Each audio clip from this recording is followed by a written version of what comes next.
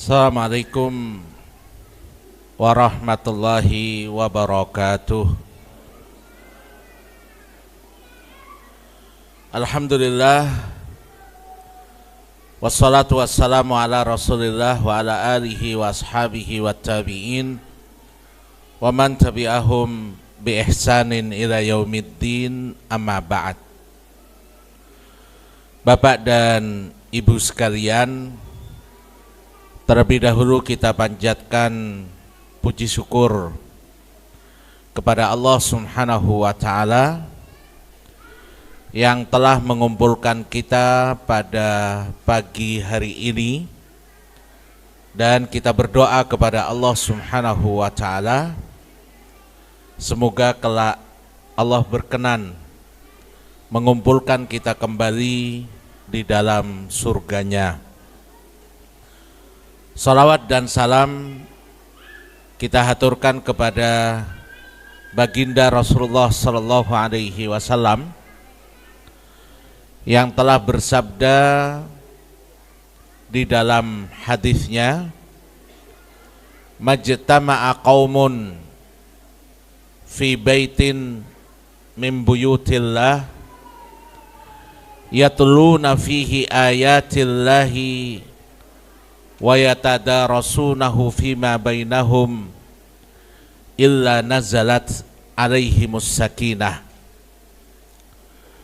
Tidaklah berkumpul umat Rasulullah sallallahu alaihi wasallam di salah satu masjid, kemudian mereka membaca Al-Quran di dalamnya dan mengkaji makna-makna yang terkandung di dalamnya, kecuali Allah pasti akan berikan kepada mereka 4 keutamaan.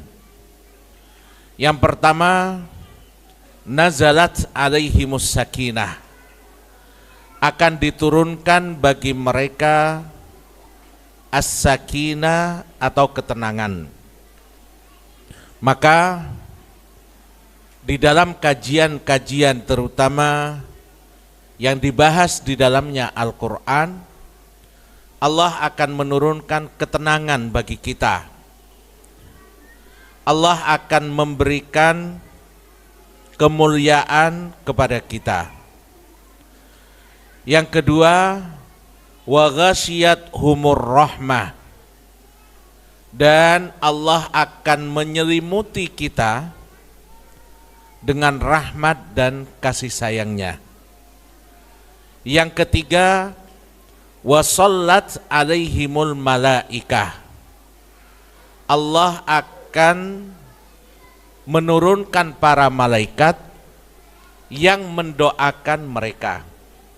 Jadi para ikhwan dan akhwat, ketika kita berkumpul di masjid ini, membaca ayat Quran, mengkaji makna dan tafsirnya, maka akan ikut datang para malaikat. Innalillahi masya'in, Allah itu punya para malaikat yang tugasnya hanya satu, keliling di muka bumi ini mencari majelis-majelis ilmu. Mereka ikut hadir di dalamnya, mendoakan kita-kita yang hadir. Di hadis lain dijelaskan, hatta innaha latadau ajnihataha, para malaikat itu berkenan meletakkan sayap-sayapnya. Kenapa mereka meletakkan sayap-sayapnya? Ridon bitolibil ilm, karena ridho dengan apa yang kita lakukan, yaitu belajar ilmu. Lalu yang keempat, wa dzakarahumullahu fiman indahu, dan Allah Subhanahu wa Ta'ala akan menyebut-nyebut kita yang hadir di majelis ilmu di hadapan para malaikat yang tidak pernah berbuat dosa. Jadi kita harus bangga, walaupun tidak dikenal di muka bumi ini, yang penting kita dikenal di langit. Kita tidak masyhur di muka bumi ini, tapi para malaikat di atas langit mengenali kita. Allah mengenali kita, itu satu keistimewaan yang luar biasa. Karena apa? Ketika Allah mengenali kita, idza da'ahu, apabila kita berdoa kepada Allah, maka Allah akan mengabulkan doa-doa kita. Bapak Ibu sekalian, saya mohon izin berdiri. Ini kursinya empuk banget nih Bapak Ibu. Biasanya orang kalau udah dapat kursi nggak pengen berdiri kelamaan. Ya. Ada yang cari kursi dengan baca ayat kursi, begitu dapat kursinya lupa ayatnya. Nah, kita semoga mengkaji ayat dan nggak mencari kursi insya Allah ya. Dan tadi di fadilah pertama Rasulullah menyebutkan nazalat alaihimus sakinah. Kalau kita mengkaji Al-Quran, insya Allah ketenangan akan turun kepada kita. Maka kadang kajian itu nggak boleh panjang-panjang. Karena di awal nih kayak sekarang kita baru bahas satu ayat, satu hadis. Duduknya itu masih tegak-tegak, wajahnya masih cerah-cerah. Begitu sudah 5 ayat, 7 ayat, biasanya mulai turun as-sakinah. Ya. Begitu 10 ayat, sakinah banget, udah nggak ada suara sama sekali. Ya. Nah insya Allah para ikhwan dan akhwat sekalian, kawan-kawan sudah menyebarkan angket kemarin kepada para peserta, dan kita dapatkan bahwa ada 3 poin ya Ustadz ya. Ada 3 poin yang menjadi problem utama kita sebagai ayah dan ibu di dalam mendidik anak-anak kita. Yang pertama tentang disiplin. Jadi mayoritas orang tua mengeluhkan tentang susahnya anak-anak kita disiplin. Susah diajak murojaah, susah diajak ziyadah. Lalu yang kedua tentang gadget.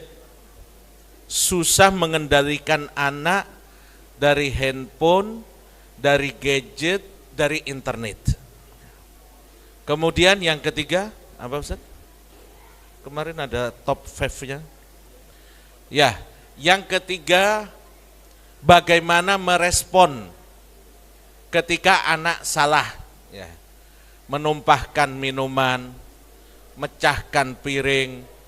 Itu kadang kita terutama yang ayah-ayah muda, ibu-ibu muda ini begitu mudah emosi, lalu kemudian teriak, membentak, memukul.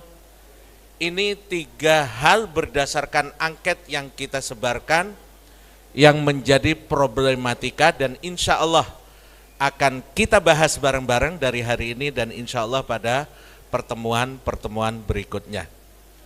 Baik Bapak Ibu sekalian, kita menginginkan di pertemuan kita ini kajian kita berdasarkan pada keperluan prioritas yang kita hadapi dalam kehidupan sehari-hari. Oleh karena itu Bapak Ibu, kita mulai dengan menyebarkan angket atau polling, karena kita ingin kajian ini betul-betul kajian yang nanti aplikatif, bisa diterapkan di kehidupan sehari-hari kita di rumah. Ya. Bapak Ibu sekalian, ini tentang durasi pemakaian anak-anak kita kepada gadget atau handphone. Kalau lihat di sini, Masya Allah ya, mayoritas yang paling banyak memilih 1 jam. Ini berarti betul-betul ikhwan dan akhwat yang hadir pada hari ini orang soleh dan solehan nih Bapak Ibu. Karena apa? Penelitian dan survei di Indonesia, mayoritas masyarakat kita 1 hari itu menghabiskan waktu 6 jam dengan handphone dan gadgetnya.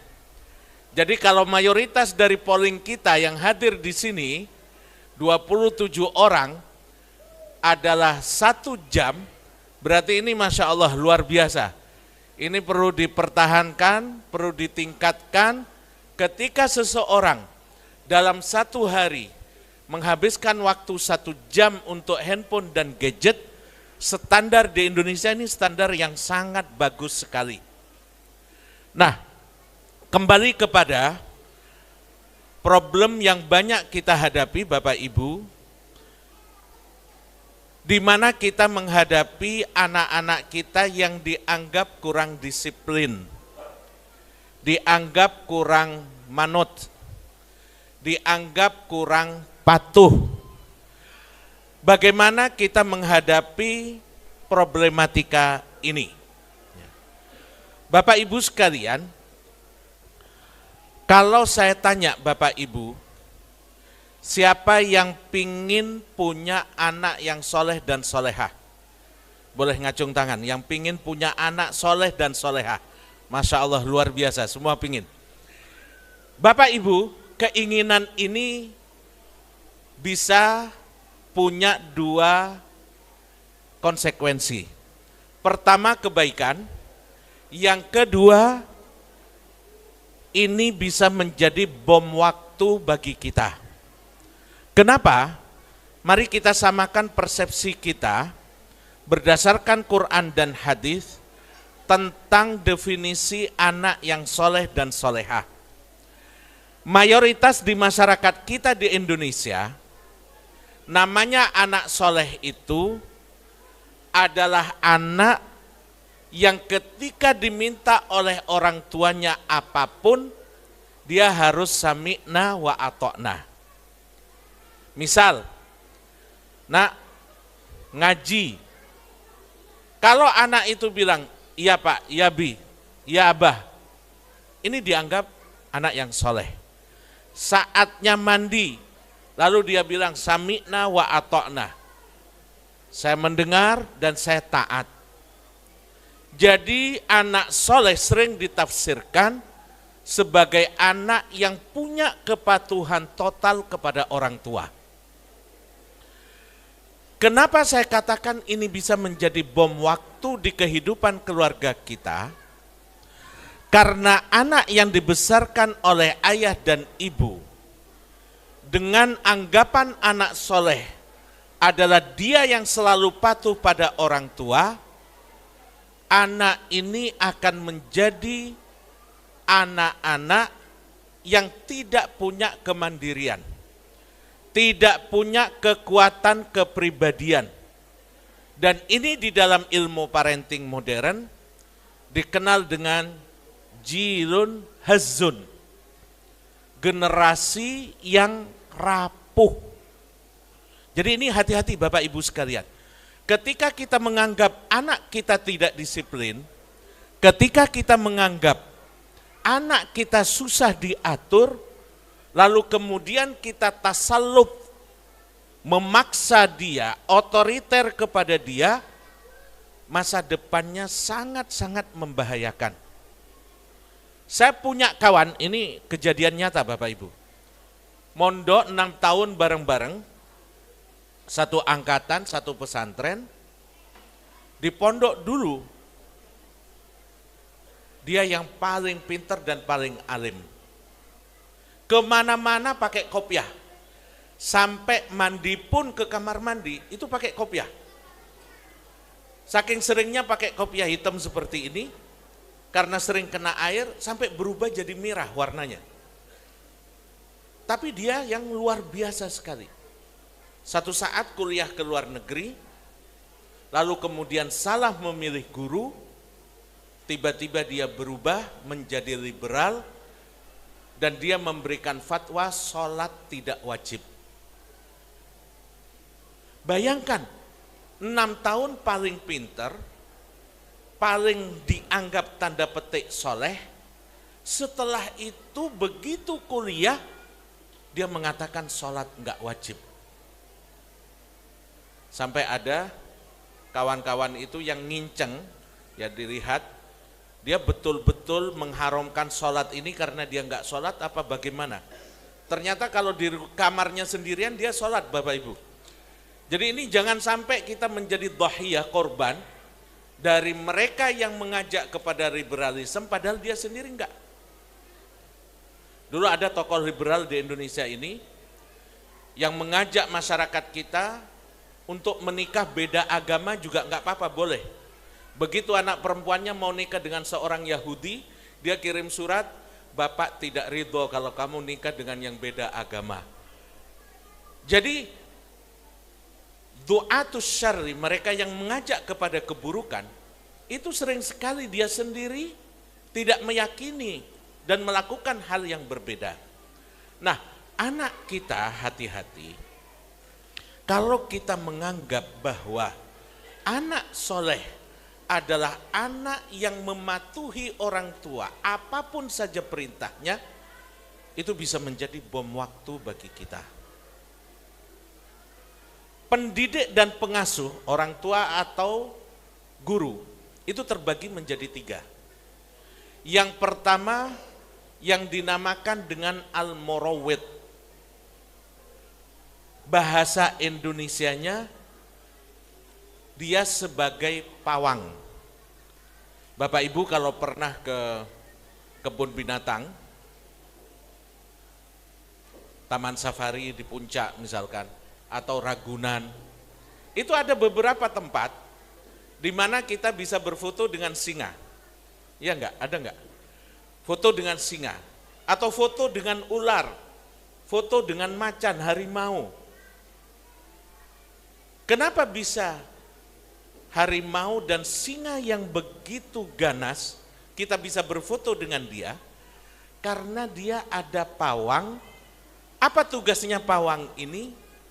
Tugasnya pawang ini menjadikan singa yang begitu ganas, yang bisa menerkam, dilatih oleh dia sehingga menjadi jinak. Nah, ini dinamakan dalam ilmu pendidikan atau parenting sebagai al-murawwid, pendidik yang dia memerankan dirinya sebagai pawang tadi. Maka kita harus sadar sebagai ayah dan ibu, kadang kita ini menjadi pawang yang tugasnya mematikan fitrah anak-anak kita. Contoh, anak usia 4 tahun, dia sedang diberikan fitrah oleh Allah untuk apa? Untuk membangun rasa memiliki. Jadi anak usia 4 tahun itu diberikan oleh Allah fase sense of belonging. Dia merasa mainan ini milik saya, pensil ini punya saya, laptop ini punya saya. Ketika saudara kita datang membawa anaknya, lalu kemudian anak kita sedang main-mainan, mobil-mobilan, atau sedang main PlayStation atau apa. Ketika sepupunya datang dan ingin mengambil mainan dia dengan refleks akan menyelamatkan mainannya. Dia nggak akan berikan, ini mainan saya, kamu nggak boleh ngambil. Ini fitrah. Allah sedang menguatkan rasa memiliki di dalam dirinya. Apa yang terjadi pada kita? Kadang sebagian orang tua mengatakan, kamu nggak boleh bakhil, kamu nggak boleh kikir, itu sepupumu, pinjamkan. Sehingga apa? Tanpa ada ketenangan di dalam dirinya, karena dibentak atau dipaksa oleh orang tuanya untuk memberikan mainan kepada sepupunya, dia terpaksa memberikannya. Nanti ketika dia SMP atau SMA, dia pingin beli jam, lalu kita belikan, setelah 1 minggu jamnya hilang. Lalu kita marah-marah lagi, tak belikan jam mahal-mahal, kamu nggak jaga. Ini yang salah bukan anak kita, Bapak Ibu. Yang salah kita dalam memperlakukan dia waktu usia 4 tahun. pada saat Allah menjadikan anak kita punya fitrah menjaga miliknya, kita paksa untuk menghilangkan fitrah tersebut dan memberikannya kepada sepupunya. Maka ketika dia SMP SMA nggak bisa menjaga barang-barangnya, handphonenya atau jamnya, itu semua tidak bisa dilepaskan dari apa yang kita sikapi kepada dia waktu dia kecil. Lebih parah lagi nanti Bapak Ibu, dan ini berkenaan dengan keislaman kita, kalau dia seorang anak laki-laki yang kita besarkan dengan anggapan dia soleh harus manut dengan saya harus ikut, begitu dia usia kuliah, begitu dia sudah membangun rumah tangga, atau kita sudah tua, sudah wafat, anak laki-laki kita seharusnya dia yang akan menjadi pengganti kita sebagai penjaga bagi ibunya dan saudara perempuannya. Kalau ada yang mengganggu, dia yang akan mengganti kita. Jangan ganggu adik perempuan saya, jangan ganggu kakak perempuan saya. Kalau kamu macam-macam godain keluarga saya, duel dulu dengan saya. Kan ini yang kita inginkan dari seorang anak laki-laki yang bisa mengganti kedudukan kita untuk menjaga kehormatan keluarga kita. Nah, rasa ini sangat ditentukan ketika dia usia 4 tahun tadi.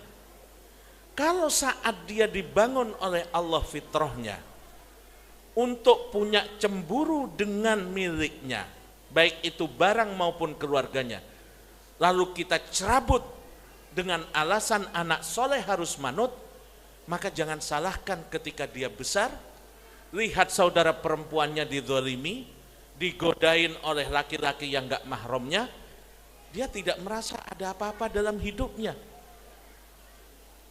Jangan salahkan anak kita yang laki-laki, ketika kita sudah lansia, ketika kita sudah wafat, dia tidak bisa menjadi penjaga bagi anak-anak kita, terutama yang perempuan.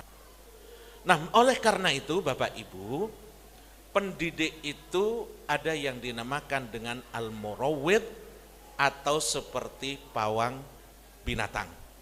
Nah, ini harus kita sadari.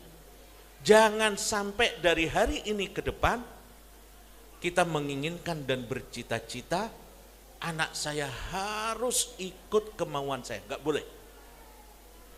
Dalam perkembangan anak di usia 2-4 tahun atau 6 tahun, ada satu fase yang dinamakan dengan al-fitom an-nafsi, penyapihan jiwa atau psikologi. Bapak Ibu, ini semua punya putra-putri kan ya? Anak kita nyusu sampai usia berapa? 2 tahun, 24 bulan. Ketika 24 bulan, apa yang kita lakukan? Kita sapih agar tidak nyusu lagi ke ibunya, iya enggak? Ini yang dinamakan al-fitom al-jasadi, penyapihan secara fisik agar anak tidak nyusu lagi. Nah, ini semua orang tua biasanya paham tentang penyapihan agar gak nyusul lagi.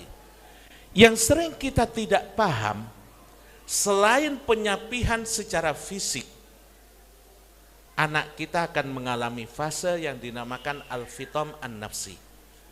Dia melewati fase di mana jiwanya, emosinya, psikologinya akan disapih dari diri kita. Jelasnya begini, ketika dia usia 2 tahun, 3 tahun, kan biasanya kita ambilkan susu, lalu kita hidangkan dia minum. Kita ambilkan mainan, ya boneka atau apa, kita kasih kepada dia, lalu kemudian dia ikut mainan. Begitu usia-usia 3 tahun, 4 tahun, anak kita sudah bisa mulai mandiri. Maka pada saat dia mau main, seringkali dia nggak suka kalau kita yang ngambilkan mainannya. Udah aku sendiri yang ngambil. Nah, kenapa dia tidak mau kita yang ngambilkan makanan, ngambilkan minuman, ngambilkan mainannya? Karena saat itu sedang melewati fase penyapihan emosional. Dia ingin mandiri dan gak tergantung dengan kita. Nah, pada saat melewati fase ini, orang tua merasa bahwa anaknya sudah gak mau lagi diatur. Makanya kadang Bapak Ibu, anak kita ajak tidur bareng, kita ajak makan bareng, dia gak mau. Karena dia pada fase ingin menunjukkan dirinya, saya sekarang pengen mandiri. Nah, ini penting fase ini dijaga fitrahnya, karena nanti akan berdampak terutama ketika membangun rumah tangga. Banyak kita dapatkan, syekh-syekh juga, banyak di antara ibu-ibu yang konsultasi karena merasa hidupnya tidak bahagia. Apa keluhannya? Suami saya kurang perhatian. Apa keluhannya? Suami saya sudah jam 9 masih di depan laptop, saya pinginnya tidur bareng. Iya enggak bapak-bapak? Kerjaan di kantor belum selesai, apalagi ada chat GPT sekarang. Ngobrol dengan chat GPT itu enak banget. Kadang orang maki-maki, kamu enggak pinter ini. Kamu tersinggung enggak? Saya mesin enggak punya perasaan jadi enggak tersinggung. Kalau sama orang, yang bantah. Nah, kadang ketika kita mengerjakan sesuatu, lalu keluarga kita menganggap suami saya kurang perhatian, suami saya tidak peduli. Ini kenapa terjadi seperti itu? Karena pada saat penyapihan emosi tidak difasilitasi dengan baik. Mereka yang bisa melewati fase penyapihan emosi dan psikologi dengan baik, kebahagiaannya tidak tergantung kepada orang. Dan ini diperkuat oleh Rasulullah Sallallahu Alaihi Wasallam. Kata beliau, hubbiba ilayya min dunyakum syai'an. Allah menjadikanku mencintai dua perkara dari urusan dunia. Apa itu? At-tibu wan nisa. Minyak wangi dan wanita.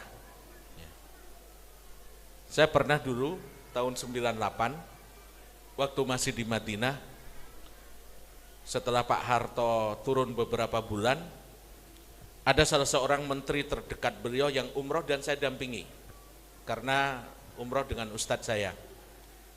Nah, waktu itu ada ibu-ibu yang minta antar untuk beli minyak wangi.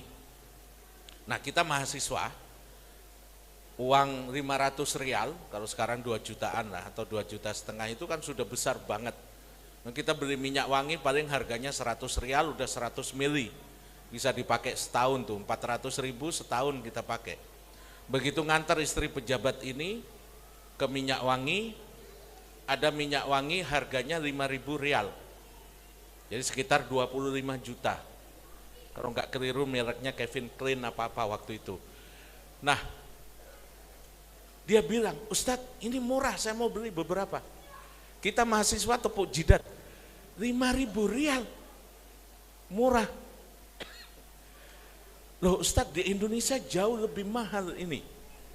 Nah, jadi kalau minyak wangi itu memang Bapak Ibu, Rasulullah Shallallahu Alaihi Wasallam sendiri, beliau diberikan oleh Allah untuk mencintai minyak wangi.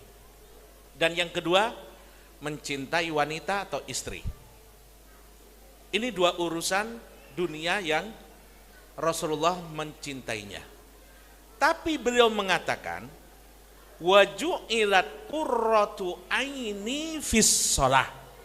Saya memang cinta, suka, seneng dengan minyak wangi dan perempuan, tapi puncak ketenangan batinku ada di dalam sholat. Bahwa kita tenang bahagia ketika kumpul dengan istri kita, dengan suami kita, dengan anak-anak kita, itu manusiawi. Kalau kita jadikan puncak ketenangan batin kita di keluarga, kita akan kecewa. Karena apa? Manusia itu kadang dia memberikan kegembiraan, tapi di waktu yang lain dia yang menusuk dan menimbulkan luka dalam diri kita. Sementara sholat dia adalah puncak ketenangan batin. Rasulullah Shallallahu Alaihi Wasallam kalau punya masalah, beliau langsung bilang kepada Bilal, ya Bilalu arihna bis shalah. Wahai Bilal, istirahatkan jiwa kami dengan menegakkan sholat. Idza hazibahu amrun qama ila shalah. Kalau kena problem luar biasa, beliau lalu kemudian menegakkan sholat. Nah, ini jenis pertama dari orang tua atau pendidik yang dia berfungsi sebagai murawwid atau pawang. Dan mayoritas kita Bapak Ibu banyak memakai metode ini. Ke depan Bapak Ibu, ketika kita ajak anak kita, yuk ke masjid, lalu dia bilang, sebentar ayah, ini lagi bagus-bagusnya ini saya sudah sampai gamenya di level sekian, nanti mulai lagi susah. Pada saat anak kita memberikan alasan untuk tidak patuh pada saat itu juga, kita harus bersyukur pada satu sisi. Karena apa? Anak kita punya kekuatan jiwa. Dan ini lebih penting daripada kesolehan, tanda petik tadi, yang hanya dibangun di atas ketaatan semu. Bapak Ibu, anak yang dibangun harus taat pada orang tua, dia akan jadi generasi yang rapuh. Generasi yang rapuh bisa dua jalan yang dia ambil. Yang pertama jalan kanan, yang kedua jalan kiri. Dua-duanya buruk. Kanan itu begini kira-kira. Saya sering baca di internet atau di surat kabar, orang tua yang merasa heran dan gak percaya. Gak mungkin anak saya melakukan ini. Mahasiswa universitas terkenal hilang seminggu, 2 minggu, begitu ketemu ternyata ikut aliran sesat. Anak saya itu alim, gak mungkin ikut ngebom misalkan. Bapak Ibu, justru anggapan kita alim dan soleh itu yang membunuh pribadi dia. Ketika kita minta, yuk ke masjid, wudu ini harus ikut. Begitu dia kuliah jauh dari kita, sholat di masjid di samping tempat dia kos. Setiap masuk masjid, dia lihat ada satu orang di soft pertama, hafal Quran, ibadahnya luar biasa. Apa yang ada di pikiran dan sanubarinya? Ini orang yang harus saya contoh. Begitu dia dekat, lalu kemudian disebarkan tentang ajaran-ajaran kekerasan, pemerintah kita begini, masyarakat kita begini, mereka enggak peduli dengan Quran. Karena dia enggak pernah dikasih kesempatan untuk membantah di rumah, maka dia terima langsung. Jadi critical thinking-nya itu enggak ada. Ini sekarang saya beberapa hari yang lalu konsultasi dengan seorang psikolog doktor. Saya bilang, kenapa sekarang di Indonesia khususnya parentingnya dan pengasuhannya itu selalu memuji-muji Finlandia. Lalu beliau bilang, satu kelebihannya Ustadz, mereka di critical thinking itu membangun jiwa kritis, berpikir kritis di anak-anak bagus. Tapi karena nggak ada keimanan Bapak Ibu, yang dikatakan Finlandia itu nomor 1 pendidikan dan negara yang paling bahagia di muka bumi ini, ternyata tingkat bunuh dirinya juga tinggi. Karena tidak digarap jiwanya. Nah, kita di dalam Islam diminta menggabungkan dua hal ini. Di dalam kisah Nabi Musa alaihi salam dikatakan oleh anak Nabi Syuaib, inna khaira man istajarta al-qawiyyu al-amin. Wahai ayahku, orang yang paling layak untuk engkau rekrut, orang yang paling layak untuk engkau jadikan menantu, orang yang paling layak untuk engkau percaya. Apa kata dia? Ada dua sifat. Yang pertama al-qawi, yang kedua baru al-amin. Al-Qawi punya kekuatan pribadi, punya kekuatan sikap, leadershipnya kuat. Baru setelah itu Al-Amin, amanah, religius. Jadi di ayat ini yang pertama digunakan Al-Qawi. Dan ini Bapak Ibu ada pelatihan khusus kaifatu qawi syakhsiyat tabnikah. Kiat-kiat memiliki anak yang punya kekuatan jiwa. Itu ada beberapa tips yang bisa kita lakukan. Nah, di sini ya, ketika anak kita tanda kutip kita anggap dia nggak bisa diatur, dia nggak disiplin, sebenarnya bukan tidak mau diatur. Tidak ada at-tiflu al-anid.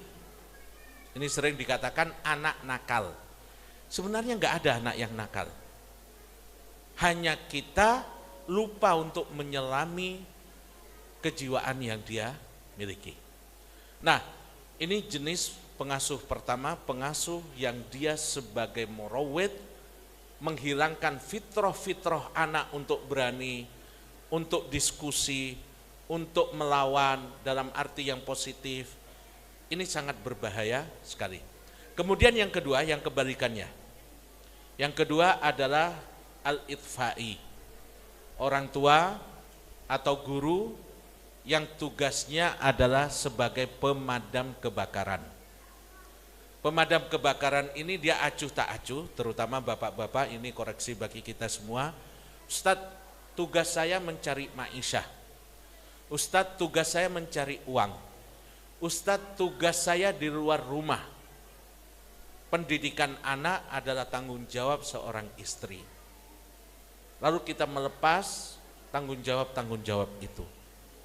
Kapan kita baru bergerak? Ketika sekolah tiba-tiba ngirim surat, anak bapak memukul, menyiksa, membuli kawan sekelasnya. Baru kita tergopoh-gopoh untuk menyelesaikan masalah. Ini sama dengan pemadam kebakaran. Pemadam kebakaran bekerjanya kalau sudah ada kebakaran. Nah, dalam pendidikan dan pengasuhan, kita tidak dibenarkan baru berjalan ketika kita mendapatkan problem di anak-anak kita. Dan yang ketiga, pendidik yang positif, pendidik yang kita inginkan seperti dalam kajian kita ini insya Allah, yaitu pendidik yang berlandaskan kepada Al-Quran dan hadis Rasulullah Sallallahu Alaihi Wasallam. Bapak Ibu sekalian, saya ingin mengajak diri saya dan kita semua untuk meyakini tidak ada teori parenting di muka bumi ini yang sebagus dengan teori yang diambilkan dari Al-Quran. Apapun jenis teori parentingnya, dia baru sebatas keilmuan, tapi belum diakui oleh sejarah di faktual lapangannya. Al-Quran sudah menghasilkan bukti nyata di dalam diri Rasulullah Sallallahu Alaihi Wasallam ketika Aisyah radhiyallahu anha mengatakan kana khuluquhul Quran, akhlak dan pribadi Rasulullah seperti yang ada di dalam Al-Quran. Jadi yang terbukti di lapangan teori parenting terbaik ya Al-Quran, karena sudah ada bukti nyatanya, wujud nyatanya pada diri Rasulullah Sallallahu Alaihi Wasallam. Sekarang Bapak Ibu, teori pengasuhan Barat sebaik apapun, buktinya apa yang timbul? Pemimpin-pemimpin zalim yang kita lihat saat ini, peperangan di mana-mana. Ada Netanyahu, ya sering dibilang setanyahu, syaitonyahu. Ada Trump, ada ini. Apa itu yang kita bangga-banggakan? Rasulullah Sallallahu Alaihi Wasallam ketika sampai di Madinah, apa yang beliau lakukan? Al-mu'akhah, mempersaudarakan. Yahudi datang ke Madinah beberapa tahun sebelumnya, mereka tahaluf kepada Aus dan Khazraj, lalu kemudian menyalakan api peperangan di antara dua kabilah besar ini. Jadi kita melihat dan harus meyakini wa ma yantiqu anil hawa in huwa illa wahyun yuha. Semua yang berdasar pada Quran dan hadis, termasuk dalam pengasuhan dan parenting, itu adalah yang terbaik karena berdasarkan wahyu yang kebenarannya adalah mutlak dan tidak ada kesalahan di dalamnya. Wa ma yantiqu anil hawa, itu bukan berdasar kepada hawa nafsu. Jadi ini yang pertama Bapak Ibu sekalian, tentang bagaimana kita melihat problem anak kita yang enggak disiplin, yang susah diatur. Kita harus lebih bijak dan lebih cerdas melihatnya. Jangan-jangan itu fase-fase dia melewati fitrah yang diberikan oleh Allah Subhanahu wa ta'ala. Tadi, kalau misalkan kita ajak ke masjid, nak sudah azan, yuk berhenti main gamenya misalkan. Lalu dia tidak mau, lalu kita seret misalkan, kita paksa. Ini sangat berbahaya. Bagaimana gantinya? Gantinya Bapak Ibu, ketika sholat asar, kalau tadi misalkan di sholat duhur, begitu sholat asar, 10 menit sebelumnya, kita sudah sampaikan sama anak kita, nak 10 menit lagi akan adzan asar. Ayo dipersiapkan.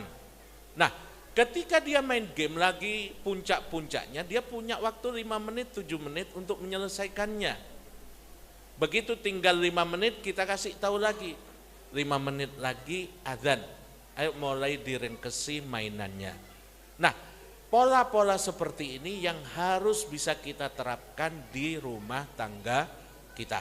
Dan nanti insya Allah kita akan ada 3 tips yang insya Allah dalam 30 hari ke depan kita berharap bisa kita terapkan di rumah kita.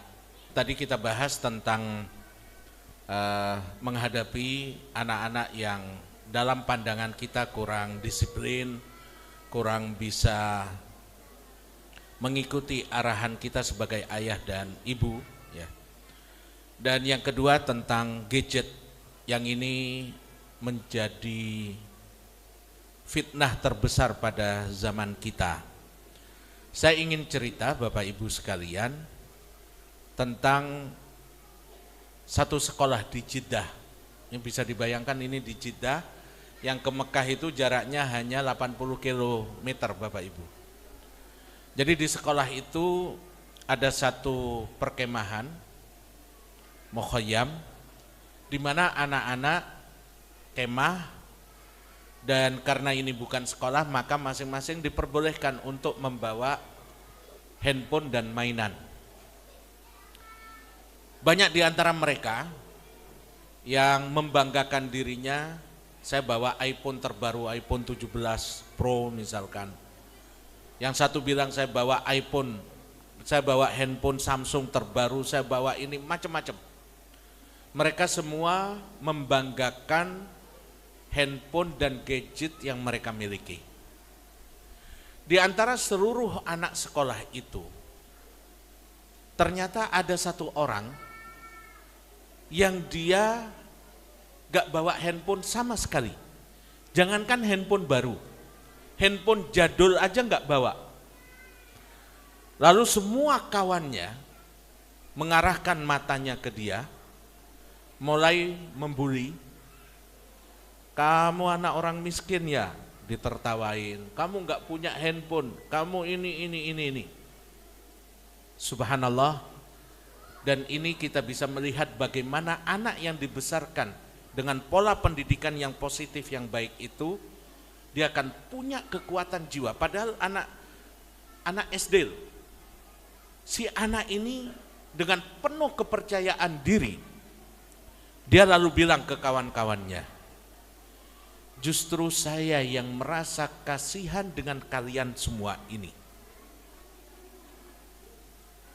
Kalian terpaksa harus mencari kebahagiaan, kenyamanan, ketenangan di handphone kalian karena kalian tidak mendapatkannya di ayah dan ibu kalian. Coba kalimat ini bayangin Bapak Ibu, betapa menusuknya ketika dibilang kalian tuh terpaksa punya handphone mahal, iPhone baru, karena kalian gak mendapat kebahagiaan itu di ayah dan ibu kalian. Sementara saya, kata anak ini, saya bisa mendapatkan ketenangan, kebahagiaan di bapak ibu saya 24 jam kapanpun saya mau. Lalu dia kasih bukti. Tidakkah kalian melihat kalau kita sekolah di Jeddah itu kalau musim panas kayak sekarang bisa 50 derajat dan kita di dalam mobil males untuk turun. Nah, anak ini bilang, coba lihat ketika kita keluar dari sekolah, orang tua kalian tetap di dalam mobilnya yang dingin dengan AC, di belakang setir, sibuk dengan handphonenya, lalu kalian datang tergopoh-gopoh, buka pintu mobil sendiri, masuk ke dalam mobil, nggak pernah dilihat, nggak pernah diajak bicara, apalagi sampai dipeluk. Kalian nggak dapat kebahagiaan dari ayah kalian, maka pantas kalian cari di handphone terbaru. Sementara ayah saya, beliau akan memarkirkan mobilnya, lalu kemudian turun masuk ke halaman sekolah, menyambut saya dengan tangannya yang terbuka, lalu kemudian memeluk saya, mencium kening saya, lalu beliau mengambilkan tas yang saya bawa tadi, beliau bawain, lalu beliau gandeng saya, mengajak berbicara saya. Ketika sampai di mobil, beliau bukakan pintu, saya naik, baru beliau naik ke tempat beliau untuk menyetir mobilnya. Nah, Bapak Ibu, kenapa anak kita susah dijauhkan dari gadget? Ini bisa menjadi introspeksi bagi kita. Karena kadang gadget dan handphone bisa menghadirkan kebahagiaan yang tidak bisa kita hadirkan. Kadang tanpa kita rasakan dan sadari. Ketika anak kita datang cerita, Bi, Umi, tadi di sekolah kawanku begini loh, kita tetap dengan handphone kita. Besoknya dia datang cerita lagi, tadi ustazah begini. Oh ya, tanpa kita menoleh dan melihat wajahnya. Kali kedua, dia sudah mulai merasa tidak ada tanggapan dari kita. Seminggu kemudian, ketika datang main di luar, lalu dia bilang, kawan saya tadi nyenggol saya, kawan saya begini. Udah, nggak usah cengeng lah. Di sini Bapak Ibu, jangan salahkan kalau anak kita setelah itu nggak mau cerita dengan kita. Karena kita tidak bisa menghadirkan tanggapan, tidak bisa menjadi tempat di mana anak kita bisa menceritakan pengalaman hidupnya. Nah, dan yang banyak terjadi, ini termasuk kita-kita, saya juga kadang Bapak Ibu, begitu banyak kerjaan, kita di depan laptop atau ibu-ibu masak di dapur, anak kita datang ngajak bicara, ngajak ini, begitu kita layani, udah sana main di ruang tamu, 5 menit datang lagi, Mi, Bi, ini. Akhirnya apa yang kita lakukan? Nak, Umi punya kerjaan, Abi punya kerjaan, nih kamu main handphone biar kamu enggak ganggu Abi dan Umi. Ya enggak Bapak Ibu? Jadi yang mengikat dia dengan handphone sebenarnya kan kita. Nah, ini memang seperti saya katakan, fitnah zaman anak kita jauh lebih berat daripada masa kecil kita. Nah, Bapak Ibu sekalian, ketika kita memasukkan anak-anak kita di Faiz, ingin ngafal Quran, insya Allah itu salah satu tanda Allah cinta kepada kita, Allah cinta kepada Bapak Ibu sekalian. Namun ada hal yang sangat penting yang tidak boleh kita lupakan. Mencintai sebelum menghafal. Bapak Ibu, Saya pernah lihat di YouTube, ada seseorang dari Yaman datang ke Indonesia, lalu dia keliling ke gereja-gereja. Anak ini hafal Quran 30 juz. Kalau masuk ke YouTube insya Allah masih ada itu. Jadi dia cerita, saya ini lahir besar di Yaman, hafal Quran 30 juz, tapi saya sekarang murtad. Na'udzubillah. Hafal Quran 30 juz murtad. Apa dia bilang? Saya ngafal Quran, kenapa saya bisa hafal Quran 30 juz dan lalu kemudian murtad? Karena waktu kecil saya dipaksa oleh orang tua saya untuk ngafal Quran. Dan itu beban bagi saya.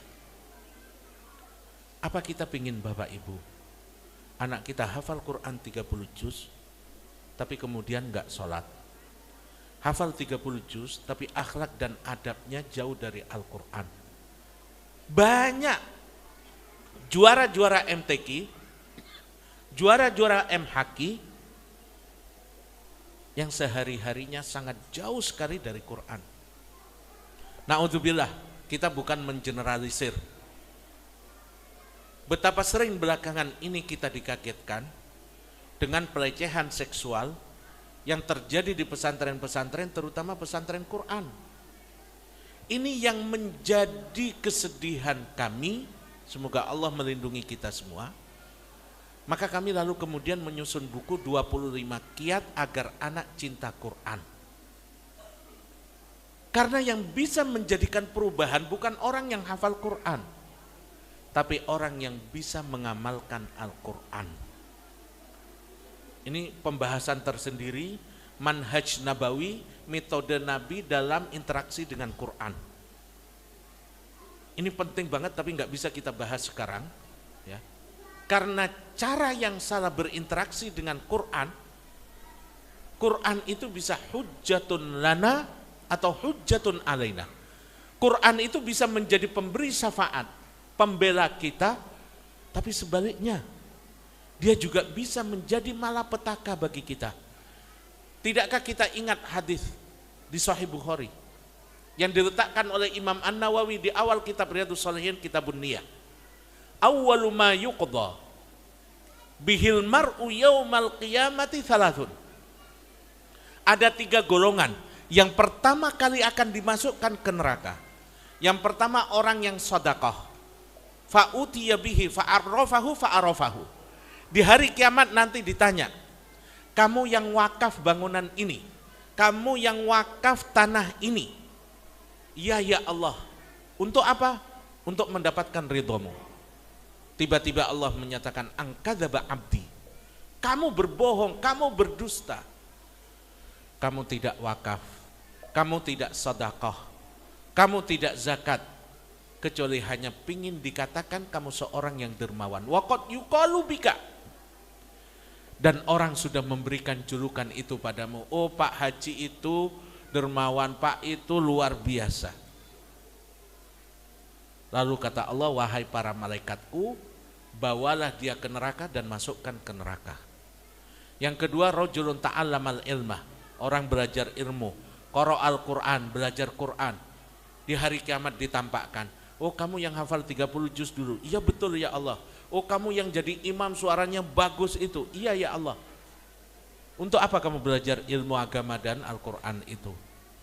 Dia bilang untuk mendapatkan ridhomu. Lalu Allah membentak, angkadzaba abdi, kamu berdusta. Kamu tidak belajar ilmu kecuali ingin dikatakan sebagai alim, ustadz, kiai, dan orang sudah memanggilmu dengan panggilan itu. Kamu tidak belajar Quran dan ngafal Quran kecuali hanya ingin dikatakan hafid, dan orang sudah memanggilmu dengan hafid. Lalu yang ketiga, orang yang jihad. Ketika ditanya untuk apa, untuk mendapatkan ridhomu, kata Allah, enggak, kamu hanya ingin dikatakan sebagai pendekar. 3 amalan ini sangat-sangat berat. Infak itu berat, ngafal Quran berat. Kita merasakan sekarang membimbing anak-anak kita ngafal Quran susah. Dan yang ketiga, jihad, mempertaruhkan nyawa. Ini 3 amalan yang sangat berat. Tapi ketika melakukannya bukan karena Allah, tapi karena tujuan-tujuan duniawi, justru menjadi malapetaka, mujahid, hafid, dermawan, dimasukkan ke neraka terlebih dahulu oleh Allah sebelum para pezina, sebelum para koruptor. Na'udzubillah. Maka ini penting rasanya Bapak Ibu, kita bareng-bareng, kita sharing, kita kerjasama sebagai orang tua, sebagai guru, sebagai pengelola sekolah, bagaimana anak kita bisa cinta Quran sebelum mereka hafal Quran. Ada kejadian nyata, saya pernah kunjungan ke Mesir, satu daerah namanya Bani Suaif. Bani Suaif ini di sebelah selatan Kairo, sekitar 2 jam, dan di dekat situ ada Buhairah Qorun. Jadi ada Qasru Qorun, istananya Qorun, sama Buhairah, ya, semacam kolam, ya, yang dinisbahkan ke Qorun. Karena Qorun hidupnya di situ dan ditenggelamkannya itu di danau itu. Ya. Saya datang ke situ, terus saya ketemu dengan beberapa aktivis Quran. Beliau menyatakan bahwa dulu ada seorang anak kecil SD awal, sekolah di sekolah Quran. Tiba-tiba datang ke ibunya, dia bilang, "Bu, anak Tofshan, saya hidupnya tertekan banget. Gak ada ketenangan dalam hidup saya ini. Dan semua gara-gara Quran. Bapak ibu marah ke saya, mukul saya, menghalangi saya untuk makan, karena gak ziyadah. Begitu masuk sekolah, guru saya, musyrifah saya, memberdirikan saya di depan kelas juga karena gak mencapai target. Jadi semua penderitaan hidup saya bersumber dari Quran ini. Sejak hari ini saya nggak mau lagi ngafal Quran." Bayangin Bapak Ibu, ini kalau dia masih kecil, kita masih hidup, walaupun kita mungkin seperti kena petir, kita masih punya waktu untuk memperbaiki. Tapi kalau ini meledaknya di masa-masa dia, 30 tahun, 40 tahun, na'udzubillah di akhir hidupnya, apa enggak bahaya kita punya anak-anak seperti itu? Akhirnya anak perempuan itu enggak mau baca Quran apalagi ngafal. Begitu kelas 6, anak yang sama tiba-tiba datang ke ibunya, "Bu, boleh enggak Ananda minta guru privat Al-Quran?" Ibunya kaget. Yang beberapa tahun lalu dia menganggap Quran itu sumber malapetaka dalam hidupnya. Dan ini kalau kita lihat ke diri kita Bapak Ibu, jangan sampai kita maksa anak kita hafal Quran, tapi di bawah alam sadarnya dia merasa kita sumber ketidaknyamanan hidupnya. Nah, si ibu ini lalu duduk, dielus kepala anaknya, kemudian dipeluk, diajak bicara pelan-pelan. "Masya Allah, luar biasa kamu begini-begini." Lalu dia ingin menyelami apa sebabnya. Lalu dia cerita, "Bu, tadi ada ustazah yang bercerita tentang kisah-kisah di dalam Al-Quran. Yang diceritakan oleh ustazah begitu indah isi Al-Quran itu. Aku tertarik untuk mendalaminya." Lihat Bapak Ibu, bagaimana peranan ustazah ini ketika dia membimbing anak untuk ngafal Quran, tapi dengan cara mencintainya terlebih dahulu. Anak yang sudah tofsan, anak yang sudah menganggap Quran sumber malapetaka hidupnya, karena kepandaian seorang ustazah, seorang ayah, seorang ibu membimbing anaknya interaksi dengan Quran, anaknya dari bawah alam sadar. Dan saya sering merasakan Bapak Ibu, Ketika kami jam 9 mau tidur, itu anak-anak kadang datang bawa mushaf. Bi, Umi, aku pengen setor dulu sebelum tidur. Kan ini yang kita inginkan. Anak yang ziyadah, anak yang morojaah, anak yang datang ke kita dengan penuh kebahagiaan, merasa nggak nyaman tidurnya, nggak nyenyak tidurnya, kalau dia belum membaca dan setor Al-Quran. Nah, inilah Bapak Ibu sekalian yang menjadi harapan kita, terutama di Faiz ini, kita harus menjadi ahlullah, keluarga-keluarga Allah yang menjadi ahlul Quran melalui menjadi keluarga Qurani, tapi yang istimewa. Yang baca Quran, ngafal Quran dengan penuh kesenangan, dengan penuh senyum. Bukan dengan penuh tertekan. Nah, oleh karena itu Bapak Ibu sekalian ya, karena waktu, slide-nya Ustaz.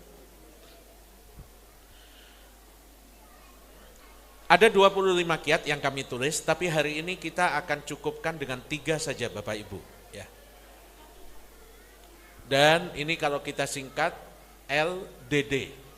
L itu lihat, artinya bagaimana anak kita tumbuh cintanya pada Quran karena melihat kita sebagai ayah dan ibu, mereka saksikan sering pegang Quran. Lalu kemudian yang kedua, diperdengarkan. Jadi di masjid, di rumah, di mobil, kita perdengarkan tilawah-tilawah yang bagus. Dan yang ketiga, didengarkan. Artinya setelah anak kita melihat kita pegang mushaf, lalu kemudian kita perdengarkan tilawah, setelah itu anak kita sudah hafal An-Nas, sudah hafal Al-Alaq misalkan, maka kita dengarkan bacaan-bacaan dia dan berikan motivasi kepada dia. Jadi mohon maaf, ini Bapak Ibu sekalian, 3 pintu menuju rumah cinta Quran. Jadi saya tidak pingin kita membangun rumah hafid, ya. Dan tadi kalau dikatakan Bapak Ibu ya, saya punya 8 anak yang hafal Quran, yang sudah selesai 30 juz baru 7 orang, tinggal 1 lagi Hisham, itu kelas 3 sekarang. Nah jadi mohon doanya, masih belum semuanya Bapak Ibu ya. Nah ini Bapak Ibu sekalian, kita cukupkan dengan 3 pintu dulu. Pintu untuk apa? Kita pingin rumah tangga kita menjadi rumah yang cinta Quran. Di rumah kita nanti akan menjadi ahlul Quran, keluarga yang Qurani, yang mereka adalah ahlullah wa khassatuh. Mereka adalah keluarga-keluarga Allah dan orang yang diistimewakan. Di sini Bapak Ibu, insya Allah ini materi pertama ya. Untuk apa? Proyek 30 hari orang tua dan sekolah. Ini prototip kita di Faiz ya. 30 hari ke depan kita berharap punya proyek nyata di rumah tangga kita, bagaimana anak kita dan kita semua cinta kepada Al-Quran. Sebelum meminta anak mencintai Al-Quran, hadirkan Al-Quran dalam pandangannya.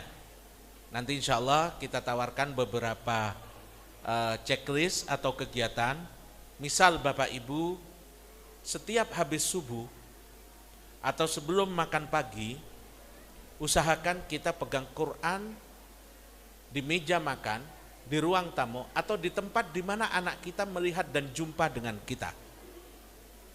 Jadi kalau bisa, begitu kita bangun tidur, yang kita cari bukan handphone, tapi setelah kita ke kamar kecil, sholat malam, lalu kemudian kita pegang mushaf.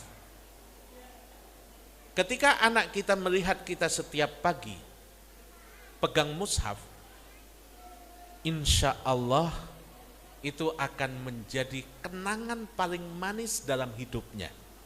Saya pribadi dulu belajar sholat itu bukan di surau, bukan di ustadz, tapi karena melihat ibunda rahimahullah sering sholat di rumah, ngampar sajadah, lalu kemudian pakai mukena, main, gak pernah diminta atau diajak untuk sholat atau dipaksa. Tapi begitu lihat ibu, sering kali kami lihat sholat, kami lalu datang ke pangkuannya dan minta untuk diajarkan untuk sholat. Itulah awal pertama kami sholat. Nah, ini menjadi kenangan paling manis dalam hidup saya.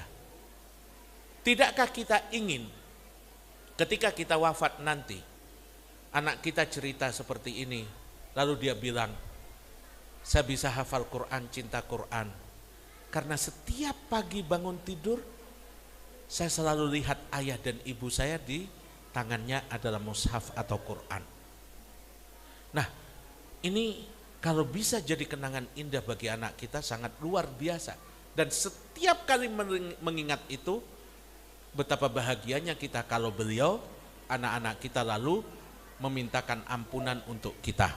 Jadi hadirkan dalam pandangannya, pendengarannya menyetelkan tilawah, dan pengalaman hatinya pada saat dia sudah hafal An-Nas, hafal Tabarak, hafal Amma Yatasa'alun, kita orang pertama yang mendengarkan hafalannya setelah dia ngafal di sekolah. Kita sendiri Bapak Ibu, ya, ketika punya prestasi, misalkan wisuda doktor atau wisuda ini, siapapun yang memberikan pujian, siapapun yang memberikan ucapan selamat, kayaknya belum sah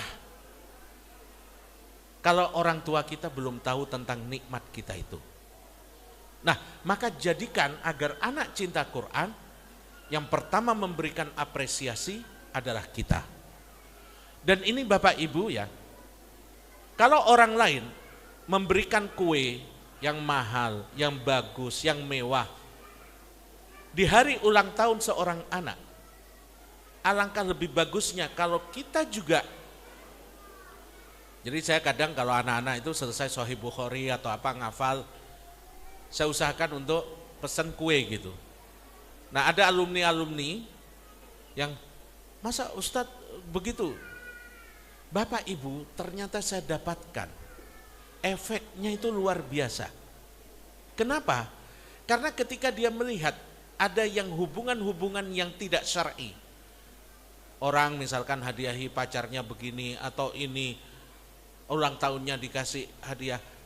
Sebagai manusia kadang dia, kapan ya saya bisa dapat hadiah kue atau bunga. Nah, pada saat dia selesai juz 30, juz 29, lalu kemudian kita berikan hadiah kue selamat, sudah selesai juz 30, itu akan menumbuhkan rasa cinta kepada Quran di dalam dirinya. Jadi yang ketiga ini pengalaman hatinya, bagaimana ketika dia menyelesaikan hafalan Quran sedikit apapun, dia mendapatkan hatinya bahagia karena diapresiasi oleh ayah dan ibunya. Nah, ini mulai dari cermin rumah kita, next ya. Ini sudah tadi diisi oleh Bapak Ibu, berapa kali anak melihat ayah, ini belum. Berapa kali anak melihat ayah atau ibu membaca Al-Quran. Ayo kita niatkan perubahan positif, starting point pengajian ini kita jadikan starting point, titik awal perubahan positif dalam diri kita. Kalau perlu ketika kita pakai handphone sembunyi-sembunyi. Tapi yang terlihat oleh anak-anak adalah mushaf, bukan riya ya. Tapi untuk unsur pendidikan kita. Jangan sampai anak kita yang teringat di pikirannya, ayah dan ibuku itu selalu pegang handphone misalkan. Mana yang lebih sering hadir, tilawah atau hiburan digital? Saat anak membaca, apakah kita benar-benar mendengarkan? Apa yang paling sering menimbulkan ketegangan di rumah? Apakah tadi rebutan gadget? Apakah tadi kita memaksa anak kita untuk baca, ngafal? Anak belajar dari pengalaman yang berulang, apa yang dilihat, didengar dan dirasakan. Jadi ini insya Allah Bapak Ibu, kita niatkan bareng-bareng 30 hari ke depan kita berusaha menumbuhkan kecintaan pada Quran di dalam diri kita dan anak-anak kita dengan 3 kiat. Melihat kita pegang mushaf, melihat kita memperdengarkan tilawah, lalu yang ketiga kita mendengarkan bacaan atau hafalan dia. Dari niat ini, next ya, kita pingin cinta sebelum target. Jadi kalau selama ini targetnya udah belum, mungkin ada buku penghubung antara sekolah dengan orang tua. Kan ini targetnya dari Ustadz begini loh. Nah, kita berharap nanti cinta sebelum ada target. Bukan tidak penting, target tetap penting, tetapi target harus tumbuh di atas hubungan yang sehat. Jadi ketika kita minta anak kita baca Quran, hubungannya itu sehat. Bukan terus suruh terus, ngaji terus, kapan mainnya. Nah, metode itu yang ingin kita ganti dengan metode yang baru. Kalau sebelum ini pertanyaan kita, nak, berapa ayat yang kamu hafal? Maka pertanyaan ke depan kita perbaiki. Nak, surat apa yang kamu suka? Jadi ketika kita jemput keluar dari Faiz ini, jangan langsung kita tanya, udah berapa ayat yang disetor, ziyadahnya, murojaahnya. Ya. Kalau bisa tanya dulu, gimana kawan-kawanmu, siapa yang paling baik sama kamu, gimana ustadzah? Nah, jadi Bapak Ibu sekalian, kita berusaha setelah itu kita tanyakan, ayat apa yang kamu suka? Ya. Lalu kemudian apa yang kamu rasakan saat mendengar ayat itu. Dan ini Bapak Ibu memang pekerjaan tidak ringan, pekerjaan besar yang insya Allah nanti kita di Wadi Mubarak, di Sahabat Quran, di Faiz, kita akan selalu tingkatkan skill dan kemampuan kita, guru-guru kita, agar tadi ketika anak setor hafalan dia memiliki kenangan yang indah. Jangan buru-buru mengukur berapa ayat yang bertambah. Ukurlah dahulu apakah jarak hati anak dengan Quran mulai berkurang. Ya. Jadi kadang Bapak Ibu ya, saya kalau ngajak keluarga makan keluar itu kadang anak-anak itu cari dulu, mana mushaf ya?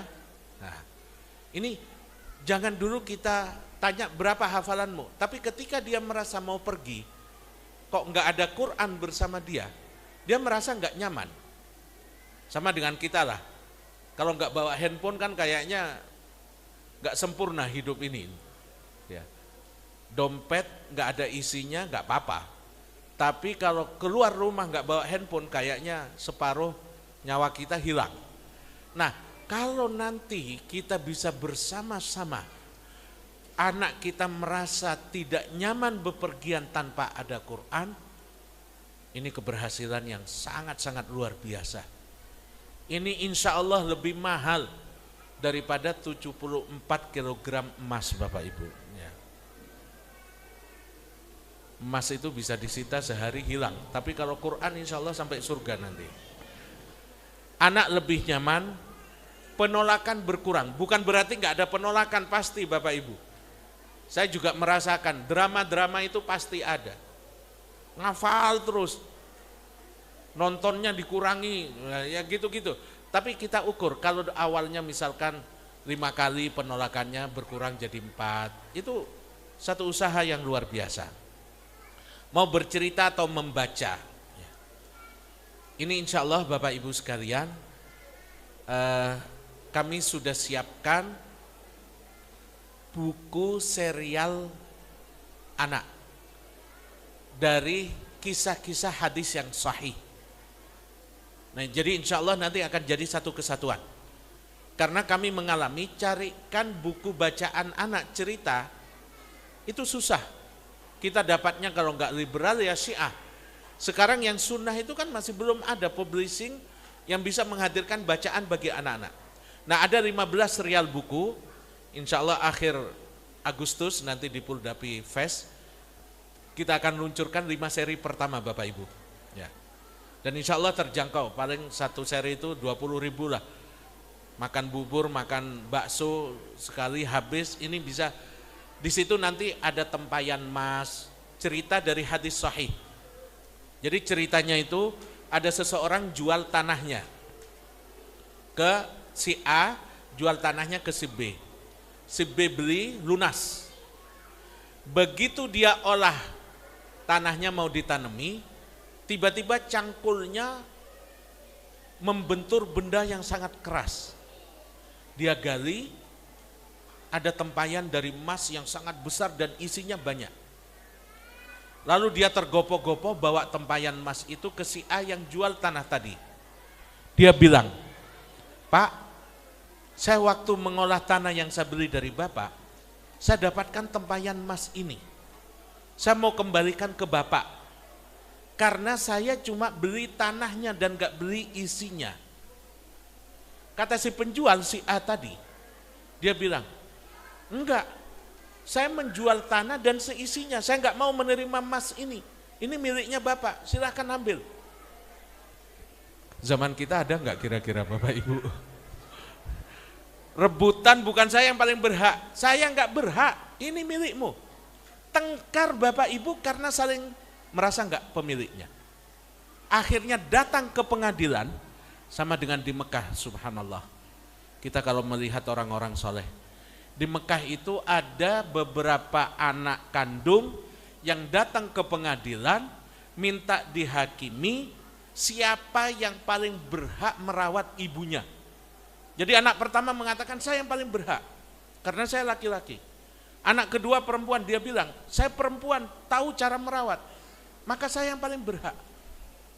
Ini debat berselisih karena rebutan siapa yang paling berhak merawat ibunya sampai ke pengadilan. Kalau sekarang kan sebaliknya di tempat kita, siapa yang mau merawat, bahkan naudzubillah dibawa ke panti jompo.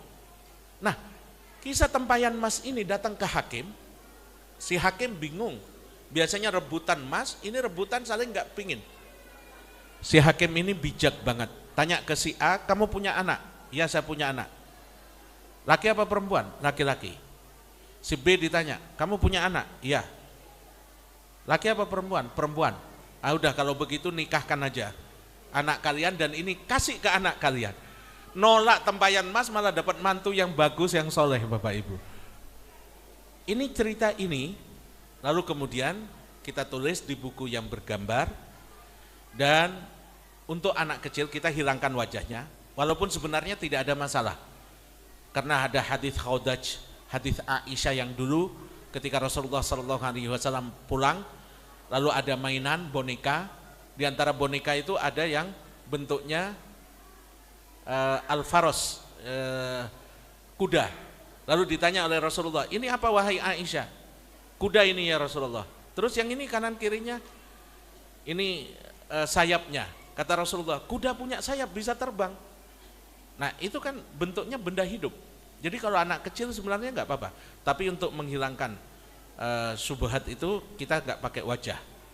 Lalu kemudian kita kasih di situ karakter Quran dan hadis yang ditanamkan ke anak kita melalui cerita itu. Bagaimana cara penanamannya, bagaimana checklistnya. Nah itu kita bikinkan Bapak Ibu dengan harapan kita bisa punya buku bacaan yang sesuai dengan keinginan kita untuk membangkitkan cinta pada Quran dan Rasulullah Sallallahu Alaihi Wasallam.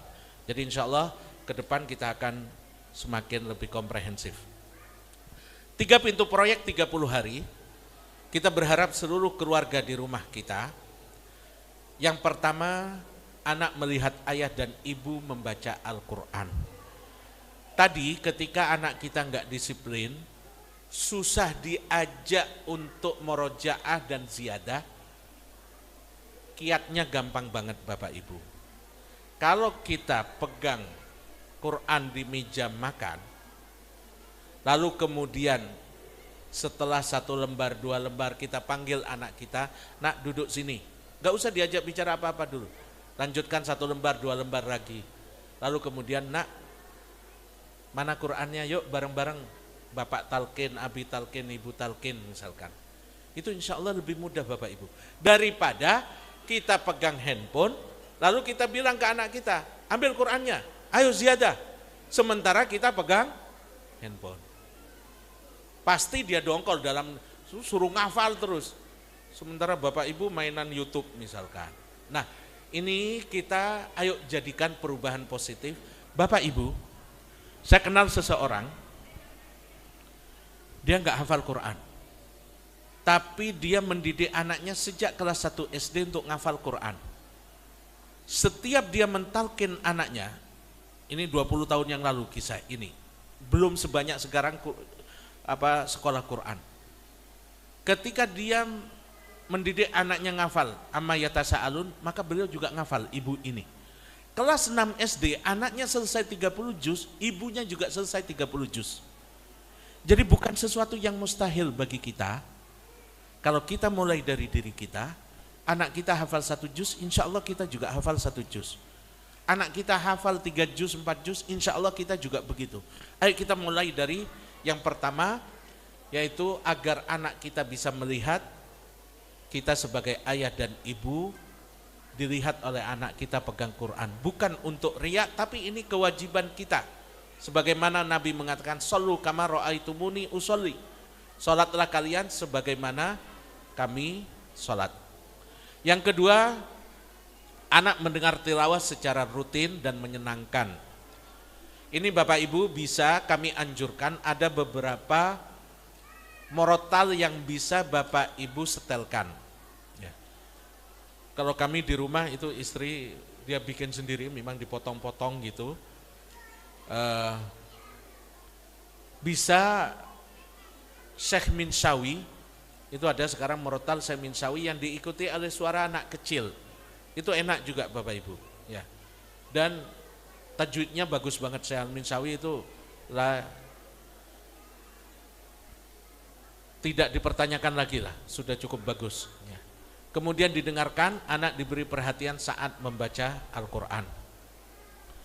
Keteladanan kita akan membuka pandangan dan mata anak kita. Tilawah dan morotal yang kita setelkan akan mengetuk telinga anak kita. Dan perhatian serta apresiasi yang kita berikan akan menyentuh hati anak kita. Ketiganya mudah Bapak Ibu, murah, nggak perlu mengeluarkan duit, singkat, bisa diterapkan keluarga dan sekolah, serta tidak langsung membebani anak dengan target yang berat. Jadi 30 hari ke depan program kita adalah LDD. Lihat, diperdengarkan, dan didengarkan. Nah, keterangan lengkapnya, next. Anak melihat Al-Quran, bacakan Al-Quran di depan anak karena anak kecil suka meniru. Sebelum meminta anak membuka mushaf, biarkan ia sering melihat kita sebagai ayah dan ibu membuka mushaf. Gak usah lama-lama Bapak Ibu, cukup 5 menit saja. 5 menit saja. Kalau kita yang sudah hafal Quran atau bacaannya sudah lancar, 1 juz itu kan 20 menit selesai. Nah gak usah 20 menit lah, 5 menit aja, tapi kita istiqomah. Anak kita harus melihat kita dalam keadaan beribadah kepada Allah. Salah satunya memegang mushaf dan membacanya. Jangan langsung menyuruh anak untuk ikut, tampilkan wajah tenang dan suasana yang menyenangkan. Praktek kiat 3 ini di rumah, tugas orang tua tampilkan teladan yang tenang, nyata dan berulang, standar minimal 5 menit. 5 hari per pekan, tidak harus tiap hari. Jadi ini memang kita bikin semudah mungkin. 5 menit, 5 hari per pekan. Kalau bisa, pilih waktu yang tetap. Setelah subuh misalkan tadi, setelah maghrib, sebelum tidur.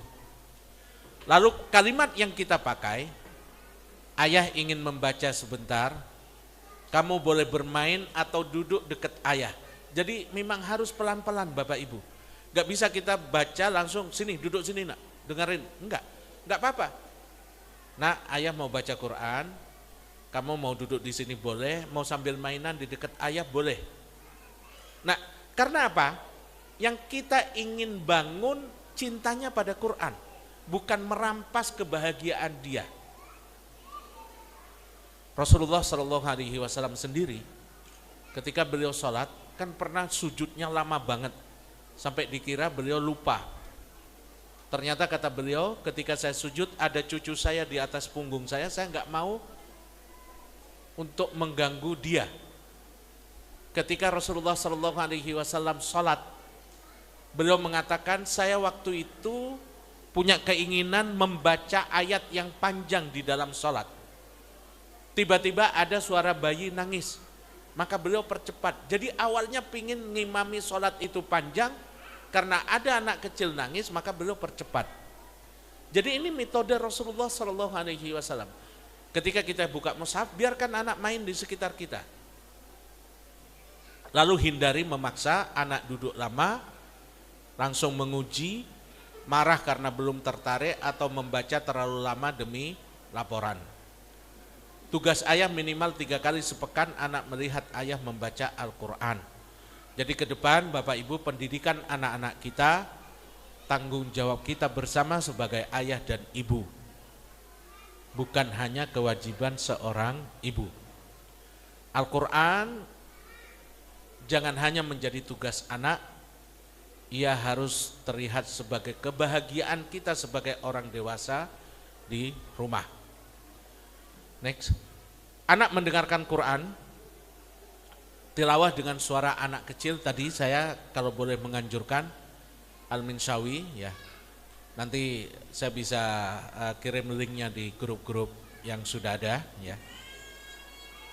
Karena apa? Anak sulit merindukan suara yang jarang didengarnya. Pilih satu surat fokus selama 1 pekan. Misalkan anak kita sedang membaca Al-Balad misalkan, ya udah Al-Balad setiap hari disetelkan. Gunakan audio tanpa layar. Bisa juga Bapak Ibu pakai layar. Jadi misalkan kita kasih dia waktu nonton sejam sehari. Nah, dia nonton misalkan kisah Nabi atau apa, tapi suara musik, suara nasyidnya kita udah hilangkan, jadikan suara merotal. Kemudian tilawah hadir rembut singkat dan berulang. Nah, tilawah itu bisa di perjalanan. Kalau kita ada mobil ya di mobil. Kalau kita misalkan pakai sepeda motor ya nanti kan bisa pakai headset. Menjelang tidur kita setelkan tilawah. Sebelum belajar, setelah maghrib. Fokus pada satu surat dulu. Kalau yang dari 0 ya, misalkan 3 tahun ya dari An-Nas. Pekan pertama An-Nas saja, pekan kedua baru Al-Falaq, baru Al-Ikhlas, baru An-Nasr. Jangan lakukan memutar terlalu keras, mengganti surat terus menerus, memaksa anak mengikuti atau membandingkan anak dengan qori kecil tadi. Berikutnya ini yang ketiga, setelah kita memegang mushaf, anak kita melihat. Yang kedua kita memperdengarkan, maka tugas kita yang ketiga adalah mendengarkan bacaan dia. Ketika bacaan anak didengarkan, ia merasa dirinya dihargai bersama Al-Quran. Letakkan handphone dan pekerjaan kita, hadapkan wajah kepada anak. Ini penting Bapak Ibu, kadang kita bicara dengan anak, tapi wajah kita ke tempat yang lain. Atau ke laptop atau ke buku. Usahakan ke depan, walaupun dia setornya surat An-Nas dan kita sudah hafal, jangan sampai kita mendengarkan bacaan anak sambil sibuk ngerjakan pekerjaan yang lain.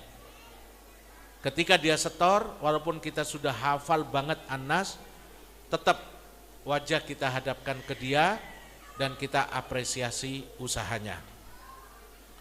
Kalaupun ada salah, nah ini penting Bapak Ibu. Kalaupun ada salah, yang ditegur satu dulu. Jadi misalkan qul a'udzu birabbin nas atau qul a'udzu birabbin nas, enggak ada tasdidnya. Ilahin nas, lalu dia bacanya ilahin nas, enggak ada maddu tabi'inya. Ada 5 kesalahan di an-nas misalkan. Jangan 5-5-nya langsung disalahin. Itu pasti anak kita salah terus. Abi Umi ini enggak pernah ada benernya kalau adik baca misalkan. Nah, usahakan perbaiki satu-satu. Jangan langsung 5-5-nya. Kita kan tidak lagi lomba hafalan Quran Bapak Ibu. Jadi kalaupun ada 5 kesalahan, mulai dari satu dulu. Teknik mendengarkan anak. 1, hentikan kegiatan, hadapkan wajah, dengarkan sampai selesai, apresiasi secara spesifik, misalkan, Masya Allah suaranya indah banget. Ya. Ini dilakukan oleh Rasulullah SAW. Beliau kalau sepertiga akhir malam, itu keliling di kota Madinah. Pernah satu malam beliau bersama Abu Bakar dan Umar, lewat di depan rumahnya Abu Musa al-Ash'ari. Lalu beliau berhenti cukup lama di situ mendengarkan bacaan Quran Abu Musa al-Ash'ari di sholat malamnya. Paginya Rasulullah bilang, wahai Abu Musa, utita mizmaron min mazamiri ali Daud. Wahai Abu Musa, kamu diberikan seruling Nabi Daud. Suaramu indah banget. Saya tadi malam sampai berhenti lama mendengarkan bacaan Qur'anmu. Apa kata Abu Musa al-Ash'ari? Ya Rasulullah, kalau aku tahu engkau mendengarkan bacaanku, lahabbartulahu tahbira, maka aku akan lebih perindah lagi suaraku. Nah, syahidnya di sini Rasulullah memberikan pujian kepada bacaan Quran Abu Musa al-Ash'ari. Kamu suaramu indah seperti seruling Nabi Daud. Nah, kita perlu anak kita untuk diberikan pujian itu. Masya Allah hafalannya lancar, makhrajnya luar biasa. Jadi perlu diberikan apresiasi secara spesifik. Jadi jangan, oh anaknya Abi pantas pinter misalkan. Nah kalau nggak pinter anak siapa nanti Bapak Ibu? Ya. Nah apresiasi secara spesifik. Koreksi satu hal saja, satu kesalahan. Jangan 5-5-nya atau 10-10-nya. Lalu kemudian yang keenam, tutup dengan doa. Dan Rasulullah SAW, salah satu kunci sukses Ibnu Abbas jadi ulama sahabat, karena doa Rasulullah, Allahumma alimhu ta'wil wa faqihu fid din. Ya Allah, berikan pemahaman Ibnu Abbas untuk menjadi ahli tafsir dan pemahaman kepada agama. Doa ini yang menghantarkan Ibnu Abbas menjadi hibrul ummah wa turjumanul Quran, tintanya umat ini dan penerjemah Al-Quran. Jadi insya Allah Bapak Ibu, doa Bapak Ibu itu sangat mustajab. Ya. Oke, next. Proyek 30 hari, Al-Quran dilihat, didengar, dan anak didengarkan. Anak melihat ayah ibu 5 menit saja dalam 5 hari. Kemudian anak mendengar juga 3-5 menit. Kalau bisa 4 kali dalam sehari. Anak didengarkan 3 kali aja sepekan. Jangan sampai tiap hari atau sehari 5 kali misalkan. Sedikit, kita mulai dari yang sedikit, mudah tapi terjadwal. Harus terjadwal, kalau enggak kita lupa. Tidak memaksa, dicatat dan dievaluasi. Ini insya Allah Bapak Ibu nanti tim dari Wadi Mubarak dan Faiz insya Allah Bapak Ibu yang berkenan untuk bareng-bareng. Kami berharap ke depan akan lahir di Babelan ini Ibnu Abbas baru. Yang cinta kepada Quran sebelum dipaksa untuk ngafal. Nah ayo bareng-bareng kita hadirkan rumah tangga yang cinta pada Quran. Pilih satu anak fokus, satu surat fokus, tentukan waktu tetap bagi peran ayah dan ibu. Lalu kemudian nanti mungkin di grup kita saling, ini bukan yang wajib Bapak Ibu ya, kirim laporan mingguan gak wajib ya. Kalau Bapak Ibu merasa cukup di rumah, udah cukup ya. Nanti kami fasilitasi kalau ada kesulitan apa, ayo kita sharing apa kesulitannya. Ya. Rasulullah SAW yatahawwalu. Beliau itu kalau memberikan nasihat juga tidak harian, ya, memilih waktu-waktu yang pas. Alur 4 pekan, pekan pertama hadirkan tanpa menuntut, bangun suasana. Jadi 1 minggu ke depan dari Ahad ini sampai Ahad depan, jangan ada paksaan untuk anak. Udah yang penting dia melihat, kita perdengarkan, kalau dia mau setor, jangan ada paksaan di pekan pertama. Pekan kedua baru mulai kita panggil, undang dengan lembut. Mungkin kita bawain makanan, minuman, es krim kesukaan dia. Nah ini ada es krim, minum atau makan di sini ya, ayah mau baca Quran dulu. Ini kedua. Jadi Bapak Ibu tidak harus yang mahal. Es krim mungkin ada yang 5.000 atau berapa, tapi usahakan itu sebagai pemancing anak kita untuk duduk. Ya. Jadi kita udah pegang mushaf, agar kita nggak maksa anak kita untuk duduk, kita panggil, nak ini ada es krim enak banget ini, minum di sini ya. Nah ini pekan kedua. Ketiga, beri ruang anak, dengarkan bacaan, tiruan atau ceritanya. Pekan keempat, kuatkan yang berhasil, pertahankan waktu dan cara terbaik. Jadi dalam 30 hari pertama, kita tidak mengejar banyaknya hafalan. Kita mengejar berkurangnya jarak hati anak dengan Quran. Yang kami dapatkan dari angket yang kami sebar pada Bapak Ibu, kurang disiplin, kurang ini yang mau kita atasi di 30 hari pertama. Bukan nambah hafalannya. Nah nanti peran sekolah, insya Allah tim kami di WM akan koordinasi dengan kawan-kawan di Faiz ini. Ya guru membacakan Al-Quran di depan siswa 2-3 menit pada waktu tertentu. Kemudian juga memperdengarkan, lalu disimak. Dan saya pikir ini sudah berjalan cukup bagus. Sekolah tidak menambah beban, sekolah menguatkan pengalaman yang sedang dibangun di rumah. Ini laporan mingguan, nanti bisa kita diskusikan, bukan sebuah keharusan. Yang harus ya dan perlu kita lakukan adalah anak yang akan kita bimbing, waktu yang akan kita gunakan untuk pegang mushaf dalam sehari, memperdengarkannya kapan, ini yang harus kita disiplin. Insya Allah dengan disiplin kita, anak kita nanti akan ikut disiplin juga.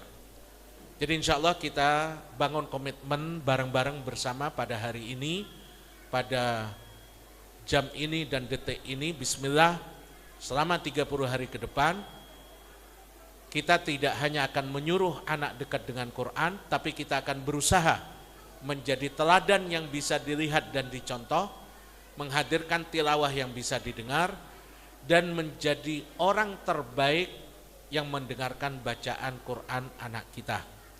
Kita mulai dengan kegiatan yang kecil, mudah, konsisten, dan semua ikhtiar ini tidak akan bisa berjalan tanpa bantuan Allah. Maka kita berdoa semoga Allah Subhanahu wa ta'ala menghadirkan rumah kita menjadi rumah yang cinta kepada Al-Quran. Jadi mulai saat ini, mulai besok, jangan hanya tanyakan sudahkah anakku membaca Quran, tapi tanyakan sudahkah dia melihat kita sebagai ayah dan ibu mencintai Al-Quran. Demikian Bapak Ibu sekalian yang bisa kami sampaikan.